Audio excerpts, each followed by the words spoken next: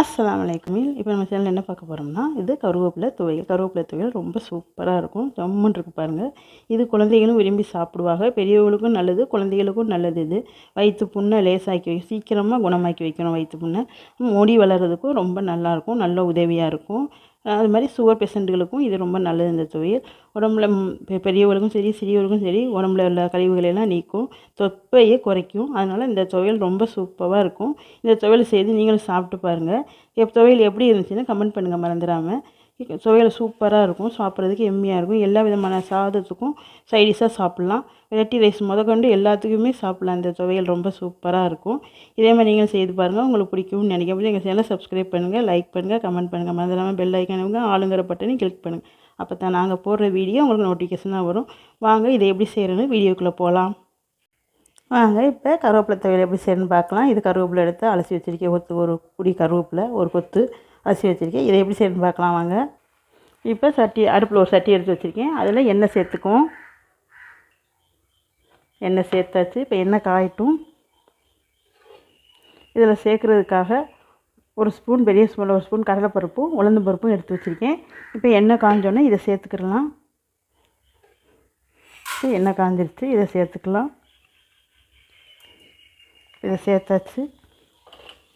அதே மாதிரி இதில் ஒரு ஸ்பூன் மல்லியும் அரை ஸ்பூன் ஜீரகம் எடுத்து வச்சுருக்கேன், அதையும் சேர்த்துக்கலாம். இப்போ இது எல்லாமே நல்லா பொரியுது.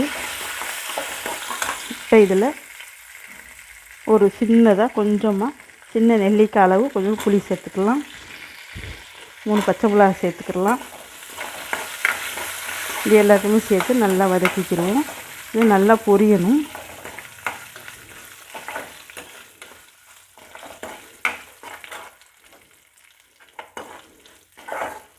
இப்போ இது எல்லாமே நல்லா பொரிஞ்சிக்கிட்டுருக்கு.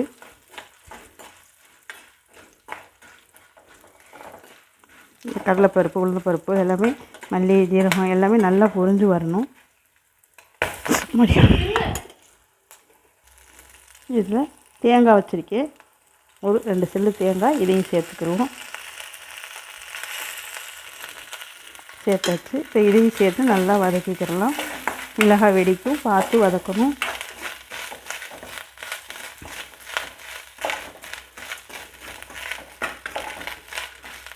இப்போ இதுவும் நல்லா வதங்கிருச்சு, தேங்காயும் சேர்த்து நல்லா வதங்கிருச்சு. இப்போ இதில் இந்த கருவேப்பிலையே சேர்த்துக்குவோம்.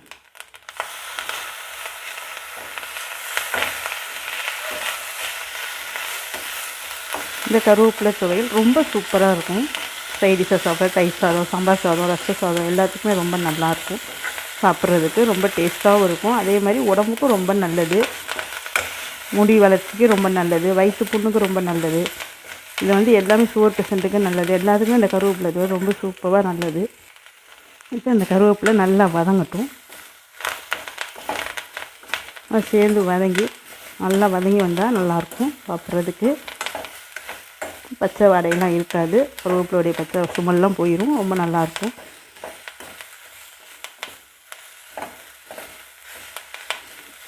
இப்போ நல்லா வதங்கிட்டு இருக்குது. இப்போ பாருங்கள் நல்லா வதங்கிடுச்சு கருவேப்பிலை.